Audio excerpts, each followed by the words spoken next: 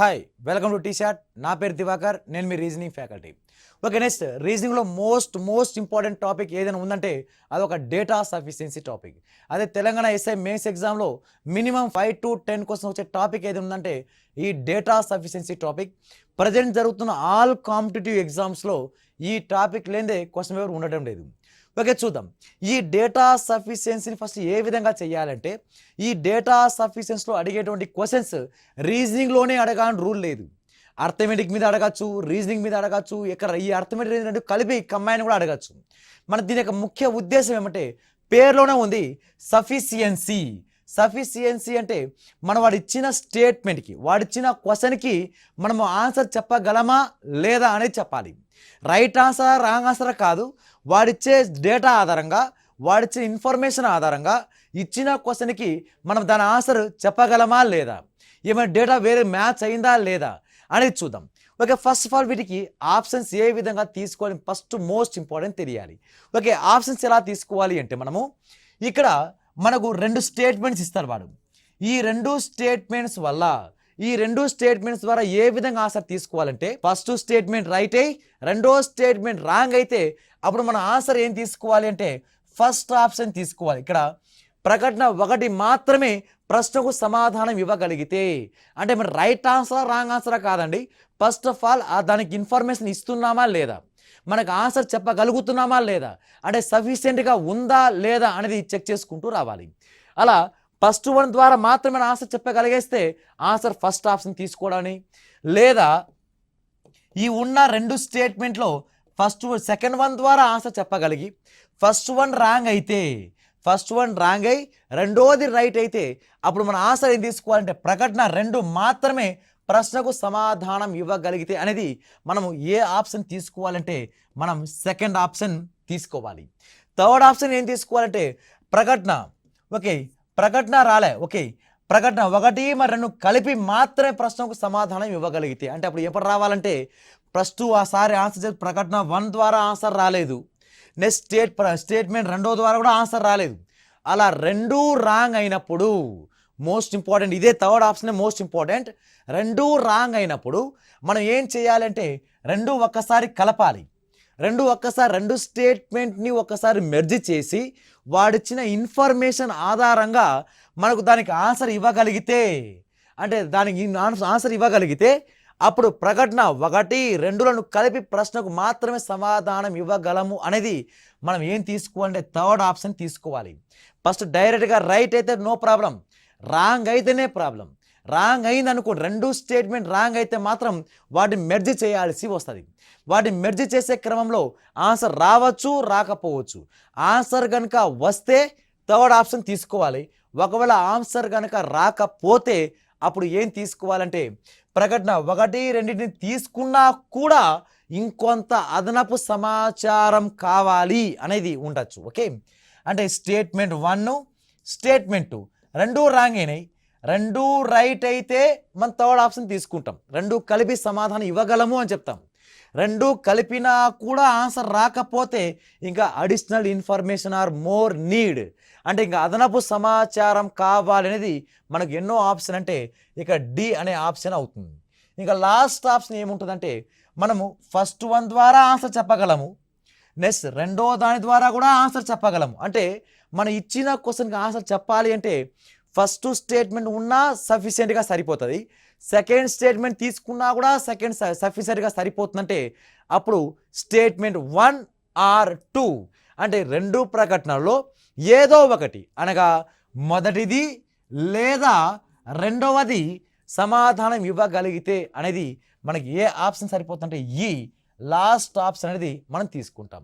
అంటే first option ఒకటే తీసుకో అంటే ఒకటే ఆన్సర్ రావాలి, సెకండ్ ఆప్షన్ తీసుకోండి 2వ స్టేట్మెంట్ ద్వారా మాత్రమే ఆన్సర్ రావాలి, థర్డ్ ఆప్షన్ తీసుకోవాలి అంటే రెండింటిని కలిపితేనే సమాధానం ఇవ్వగలగాలి, నెక్స్ట్ ఫోర్త్ ఆప్షన్ తీసుకునేది ఎప్పుడు అంటే రెండింటిని కలిపినా కూడా ఇంకా అడిషనల్ ఇన్ఫర్మేషన్ కావాలనే సందర్భంలో ఫోర్త్ ఆప్షన్ తీసుకోవాలి.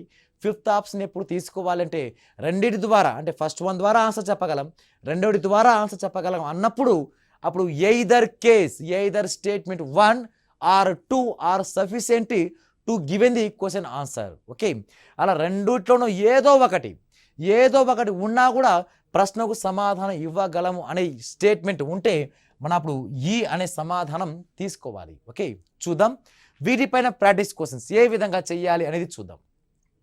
ఇక్కడ ABCలలో అందరికంటే చిన్నవాడు ఎవరు అన్నాడు.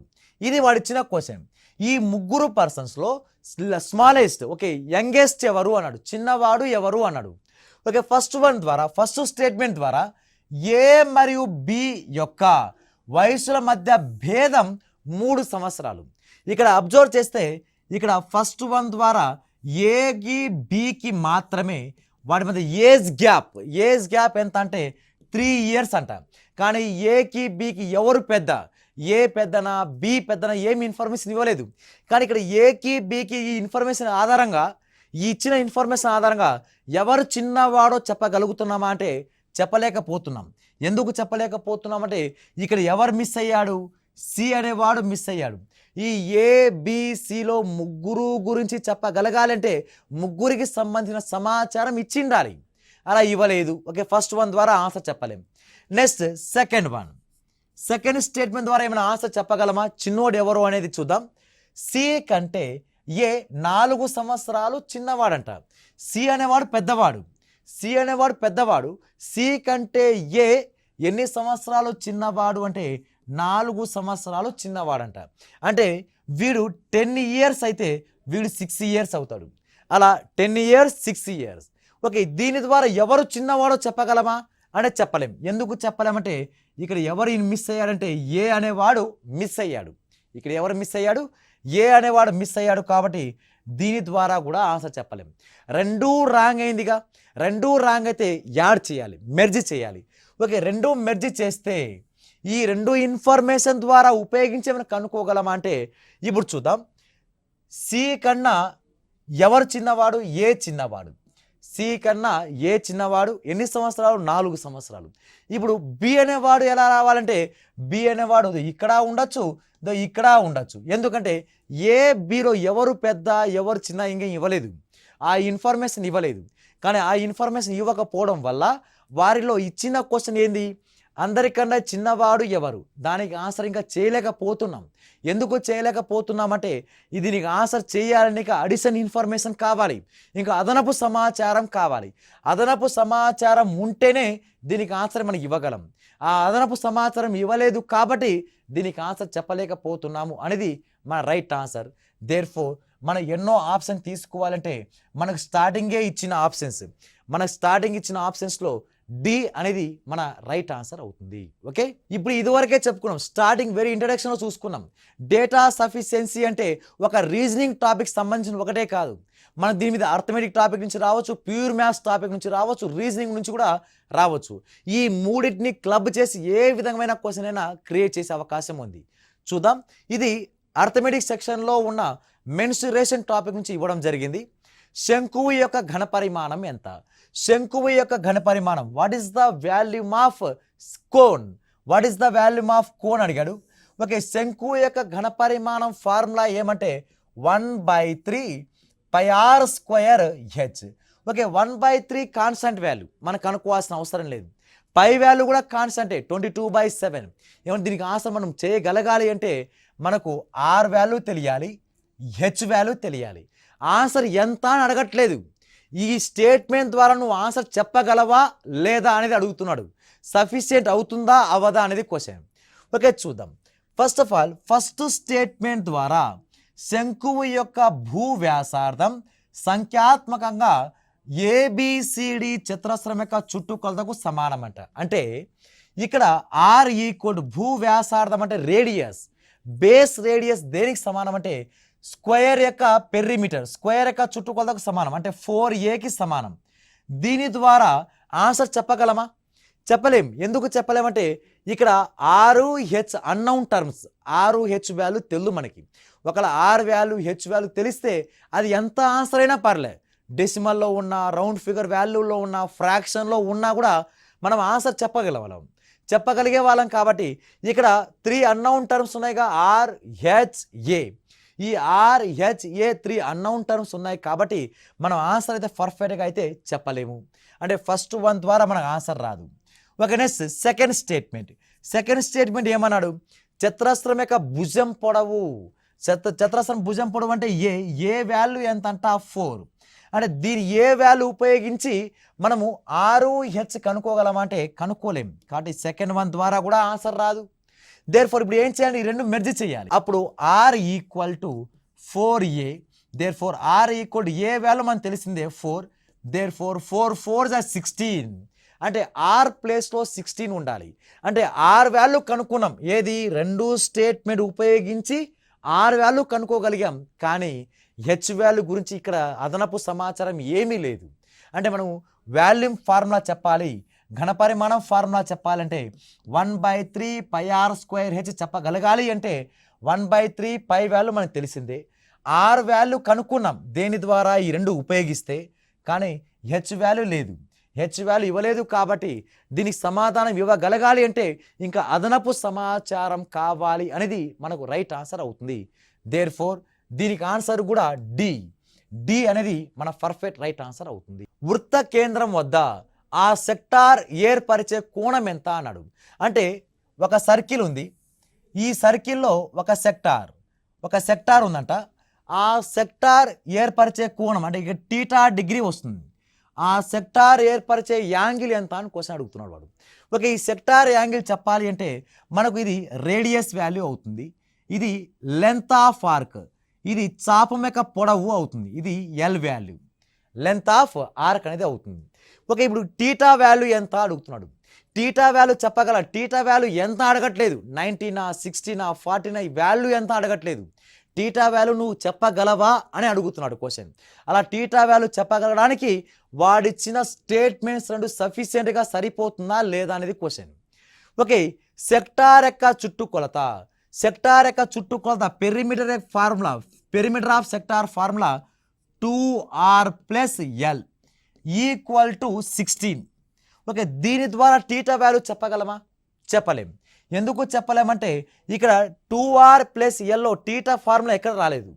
ఓకే, θ ఫార్ములా ఎక్కడ వస్తుందంటే ఇప్పుడు ఎల్ వాల్యూ తెలిస్తే, ఓకే ఎల్ వాల్యూ ఫార్ములా ఏమంటే θ/360 × 2πr, ఎల్ ఫార్ములా ఏమంటే θ/360 × 2πr. ఓకే, ఇప్పుడు ఈ సెక్టార్ యొక్క కోణం చెప్పగలగాలి అంటే ఇక్కడ r వాల్యూ తెలుసు, చుట్టుకొలత తెలుసు మొత్తం, ఇక్కడ r వాల్యూ తెలీదు, ఎల్ వాల్యూ కూడా తెలియదు, ఇక్కడ రెండు అన్నౌన్ టర్మ్సే ఉన్నాయి, r వాల్యూ తెలీదు, ఎల్ వాల్యూ తెలీదు, కాబట్టి మనం దాని ఆన్సర్ θ వాల్యూ చెప్పలేము. నెక్స్ట్ అదే విధంగా రెండవది, ఆ సెక్టార్ యొక్క చాపం పొడవు అంటే ఎల్ వాల్యూ వాడు ఇస్తున్నాడు, ఎల్ వాల్యూ ఇచ్చినంత మాత్రాన ఇప్పుడు ఎల్ వాల్యూ ఇస్తే 10 అయింది, ఇప్పుడు r వాల్యూ కావాలిగా. ఇక్కడ ఏం తెలుసు అంటే ఎల్ తెలుసు కానీ r తెలియదు, అంటే ఇప్పుడు θ వాల్యూ చెప్పగలగాలి అంటే ఎల్ వాల్యూ కావాలి, r వాల్యూ కూడా కావాలి. అంటే మొత్తం ఈక్వేషన్లో ఒకటే ఒక అన్నౌన్ టర్మ్ ఉండాలి, ఆ ఇచ్చిన అన్నౌన్ టర్మ్ కూడా మనం వాడు ఏం క్వశ్చన్ అడిగాడో అదే అన్నౌన్ టర్మ్గా మిగిలిపోవాలి. కాబట్టి ఇక్కడ r వాల్యూ లేదు, ఎల్ వాల్యూ లేదు, ఇక్కడ ఎల్ వాల్యూ ఇచ్చాడు కానీ r వాల్యూ కూడా ఇవ్వలేదు. ఈ ఈక్వేషన్ ద్వారా మనం θ వాల్యూ కనుక్కోలేం, ఇప్పుడు ఇండివిజువల్ ద్వారా కనుక్కోలేం. ఇప్పుడు రెండు రాంగ్ అయితే ఏం చేయాలి, మెర్జ్ చేయాలి, కలపాలి.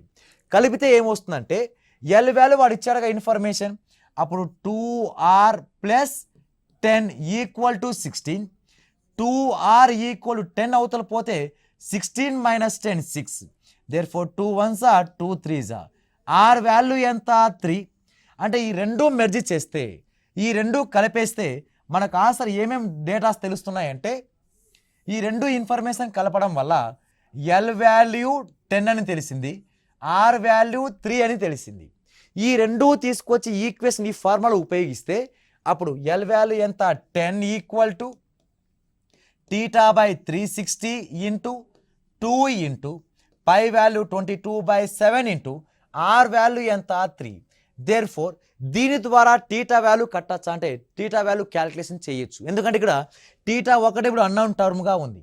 కాబట్టి ఆన్సర్ ఏమవుతుందంటే ఇండివిజువల్గా కలిపితే θ వాల్యూ ఎంత అని అడగట్లేదు, θ వాల్యూ కనుక్కునే క్రమంలో మనం ఏ ఇన్ఫర్మేషన్ ఏ స్టేట్మెంట్ ఉపయోగించి కనుక్కోగలము అని మాత్రమే అడుగుతున్నాడు. కాబట్టి ఇక θ ఒకటే అన్నౌన్ టర్మ్ ఉంది, కాబట్టి టీటా వాల్యూ కనుక్కోవాలి అంటే ఫస్ట్ స్టేట్మెంట్ సెకండ్ స్టేట్మెంట్ ఇండివిజువల్గా రావట్లేదు, రెండింటిని కలిపితేనే మనం ఆన్సర్ చెప్పగలము. రెండింటిని కలిపితే ఆన్సర్ చెప్పగలుగుతున్నాం. కాబట్టి దీనికి ఆన్సర్ మనం ఏం తీసుకుంటామంటే మనకి ఇచ్చిన ఆప్షన్ ప్రకారం C is a perfect right answer అవుతుంది.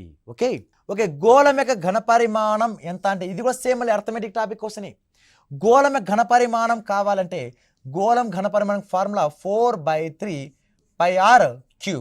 ఇక్కడ ఒకటే ఒక అన్నౌన్ టర్మ్ ఉంది, ఒకటే ఒక అన్నౌన్ టర్మ్, ఏది ఆర్ వాల్యూ. ఆర్ వాల్యూ తెలిస్తే మనం ఆన్సర్ చేసినట్టే, అది ఎంత అని కాదు, ఆన్సర్ చెప్పగలము అంతే. ఓకే గోళం యొక్క ఘనపరిమాణం ఎంత, వాల్యూ ఎంత అడగట్లేదు, దీనికి ఆన్సర్ మనం చెప్పగలమా అంటే చెప్పగలగాలి అంటే అక్కడ అన్నౌన్ టర్మ్ ఏముంది, ఆర్ వాల్యూ ఉంది. ఆర్ వాల్యూ విలువ కనుక్కుంటే చాలు. ఓకే చూద్దాం. గోళం యొక్క ఉపరితల వైశాల్యం 5 సెంటీమీటర్లు. గోళం యొక్క ఉపరితల వైశాల్యం 5 సెంటీమీటర్ వ్యాసార్థంగా గల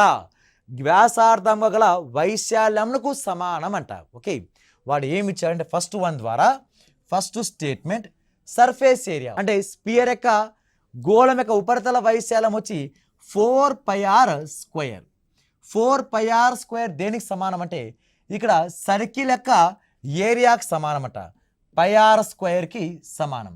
ఇక్కడ ఆర్ వాల్యూ వాడిచ్చాడు, ఎంత రేడియస్ 5 సెంటీమీటర్ రేడియస్తో ఉండేది కాబట్టి pi cancel. Okay 4 × r² equal to ఇక్కడ 5 వాల్యూ ఎంత అంటే 5². Okay therefore R equal to 5² / 4 అవుతుంది. దీన్ని ఏ విధంగా రాయొచ్చు అంటే మనం 5/2² ఓకే ఎందుకంటే 5² వాల్యూ 5², 2² వాల్యూ 4. అప్పుడు ఇక్కడ స్క్వేర్ క్యాన్సల్ అయిపోతే ఆర్ వాల్యూ 5/2, అది ఎంతైనా కానీ విలువ ఆర్ వాల్యూ కనుక్కున్నాగా. ఇప్పుడు ఆర్ వాల్యూని తీసుకొచ్చి మనం 4/3 π అంటే 22/7 r³ అంటే 5/2³ దీంట్లో ఈ ఈక్వేషన్ ఎక్కడ ఏమైనా అన్నౌన్ టర్మ్స్ ఉందా, ఏది అన్నౌన్ టర్మ్స్ లేదు. ఆన్సర్ ఇది ఏదో ఒకటి వస్తుంది, అది పాయింట్లో వస్తుందా, భిన్నాలో వస్తుందా, ఫ్రాక్షన్లో, అది ఏదైనా రావచ్చు. ఆన్సర్ చెప్పగలుగుతున్నామంటే చెప్పగలుగుతున్నాం. కాబట్టి మనము ఫస్ట్ స్టేట్మెంట్ ద్వారా ఆన్సర్ ఇది రాబట్టగలం. సెకండ్ వన్ చూద్దాం. గోళం యొక్క వ్యాసార్థం ఒక చతురస్రం యొక్క చుట్టూ కొలతకు సమానం. గోళం యొక్క వ్యాసార్థం radius of sphere is equal to perimeter of square అంట. చతురస్రం యొక్క చుట్టూ కొలతకు సమానం అన్నాడు. R equal to 4a. అప్పుడు ఇక్కడ ఆర్ వాల్యూ తెలీదు, ఏ వాల్యూ ఎంతకన్నా తెలియదు. ఆర్ వాల్యూ కావాలంటే ఏ వాల్యూ తెలియాలి. ఇక్కడ ఏ వాల్యూ గురించి ఇంకా అడిషనల్ ఇన్ఫర్మేషన్ ఇవ్వలేదు కాబట్టి రెండో వన్ ద్వారా మనం ఆన్సర్ చెప్పలేము. కాబట్టి ఆన్సర్ ఒకటో స్టేట్మెంట్, ఆన్సర్ మన జవాబు చెప్పగలగడానికి ఒకటో ప్రశ్న, ఒకటో ప్రకటన మాత్రమే మనకు సమాధానం ఇవ్వగలము. కాబట్టి answer is first option A is a perfect right answer అవుతుంది. Okay next question. ఫిబ్రవరి 2004లో ఏ రోజున అంజలి జన్మించింది అన్నాడు. అంటే అంజలి జన్మించింది ఫిబ్రవరి మంత్.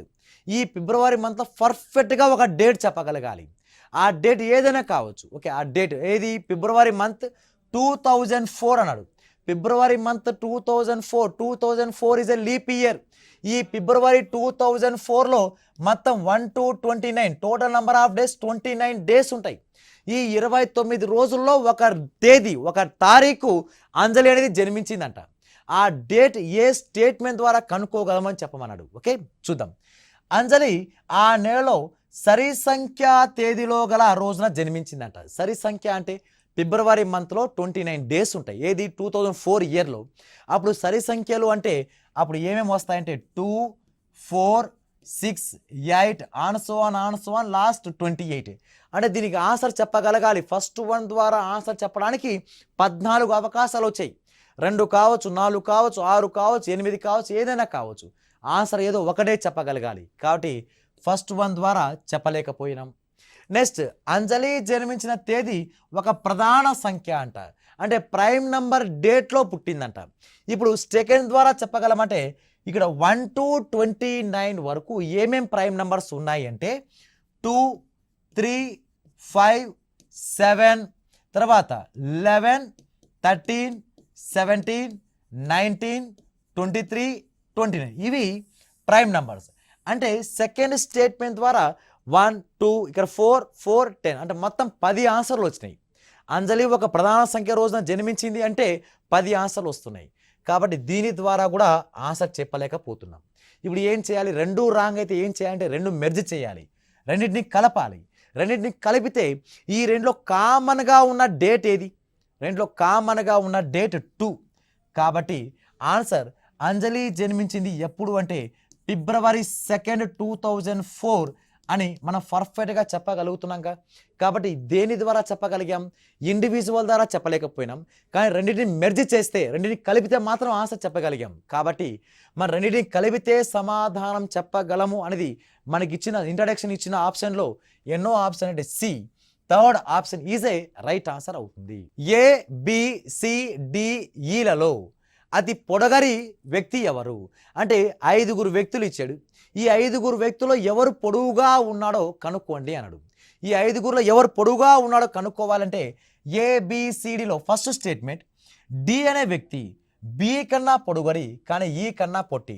దీని ద్వారా ఆన్సర్ చెప్పలేం, డైరెక్ట్ రాంగ్ కొట్టేయచ్చు. ఎందుకంటే ఇక్కడ ఏదైనా ఇవ్వని డి ఉన్నాడు, బి ఉన్నాడు, ఈ డి బిఈ ఇక్కడ ఎవరెవరు లేరు, ఏ లేదు, సి లేదు. అలా ఇద్దరి గురించి ఇన్ఫర్మేషన్ ఇవ్వలేదు కాబట్టి చెప్పలేము. నెక్స్ట్ రెండో దాంట్లో BEC A B A B C ఈ నలుగురు గురించి ఇచ్చాడు. ఇక్కడ ఎవరి గురించి తెలీదు, డి గురించి తెలీదు. కాబట్టి దీని ద్వారా కూడా ఆన్సర్ చెప్పలేము. ఓకే, ఇప్పుడు చూద్దాం.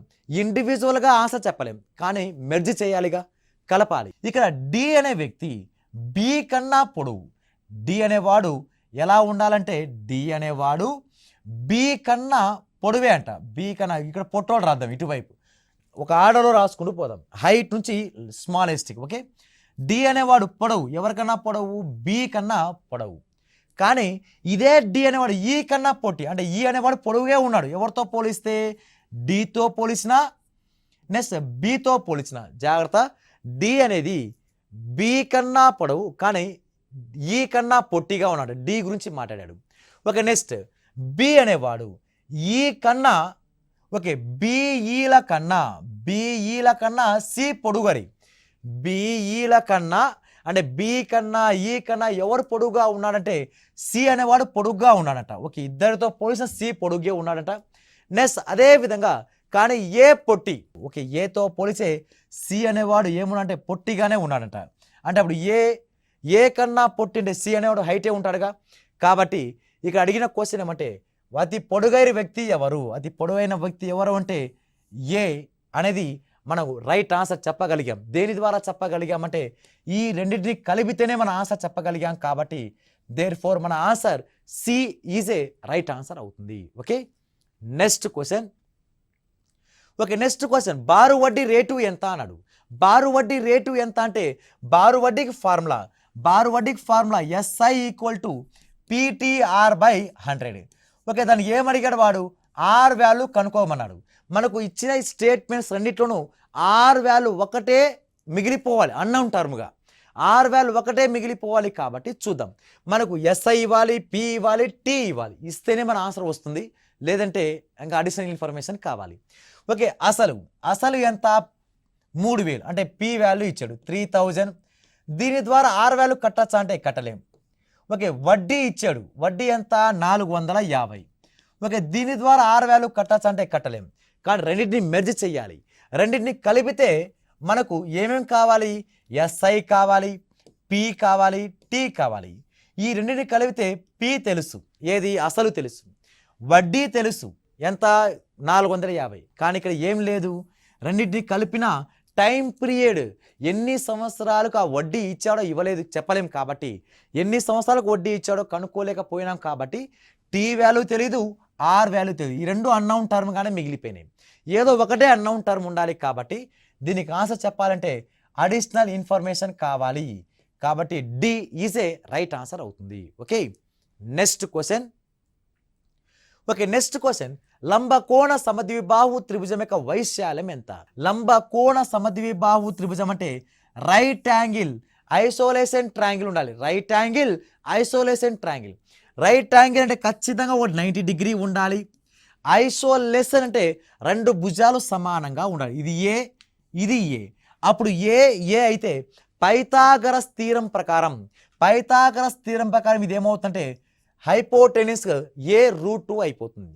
అప్పుడు ఇక్కడ వాల్యూ ఎంత అంటే డిగ్రీస్ ఎంత ఉంటాయంటే ఖచ్చితంగా లంబ కోణ సమద్విబాహు త్రిభుజంలో 45 డిగ్రీ ఉండాలి. అప్పుడు ఏరియా, అప్పుడు లంబ కోణ సమద్విబాహు త్రిభుజం ఫార్ములా ఏమంటే హాఫ్ ఏ స్క్వేర్ తెలియాలి. అంటే దీని ఆన్సర్ మనం ముట్టగలగాలి అంటే ఏ వాల్యూ తెలిస్తే ఆన్సర్ చెప్పేస్తాం, ఏ వాల్యూ తెలిస్తే ఆన్సర్ ముట్టేస్తాం. కాబట్టి అప్పుడు ఏ వాల్యూ కావాలి, మనం ఏ వాల్యూ కనుక్కోవాలి అంటే ఇక్కడ లంబకోణ త్రిభుజంలో కోణాలు 90 డిగ్రీ, 30 డిగ్రీ, 60 డిగ్రీ ఇక్కడ ఉన్నాయా? 90, 30 ఉండకూడదు. ఒక 90 డిగ్రీ అయితే కన్ఫామ్, కానీ రిమైనింగ్ రెండు యాంగిల్స్ ఖచ్చితంగా ఈక్వలే ఉండాలి.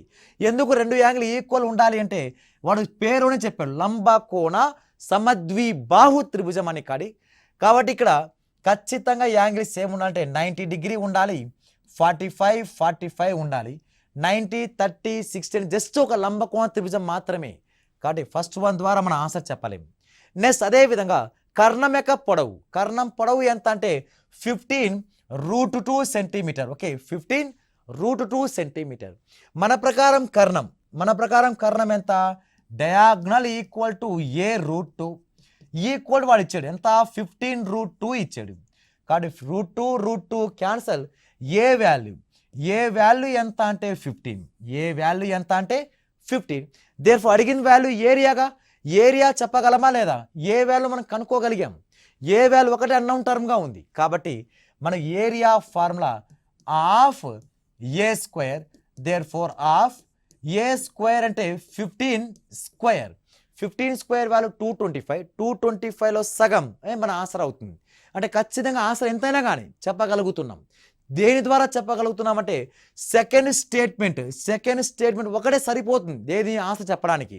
కాబట్టి ఇక రెండో ప్రకటన మాత్రమే ఇచ్చిన ప్రశ్నకు సమాధానం ఇవ్వగలుగుతుంది. కాబట్టి మన ఆన్సర్ సెకండ్ ఆప్షన్ ఈజే మన పర్ఫెక్ట్ రైట్ ఆన్సర్ అవుతుంది. ఓకే, ఇవి డేటా సఫిషియన్సీ సంబంధించిన నంబర్ ఆఫ్ క్వశ్చన్స్. మీరు వీటితో పాటు నంబర్ ఆఫ్ క్వశ్చన్స్ ప్రాక్టీస్ చేయండి. Most important topic. మన ప్రజెంట్ కాంపిటేటివ్ ఎగ్జామ్స్లో అన్నింటిలోనూ ఇదే టాపిక్ని ఎక్కువ కాన్సన్ట్రేషన్ చేస్తున్నాడు. Okay, all the best. Thank you.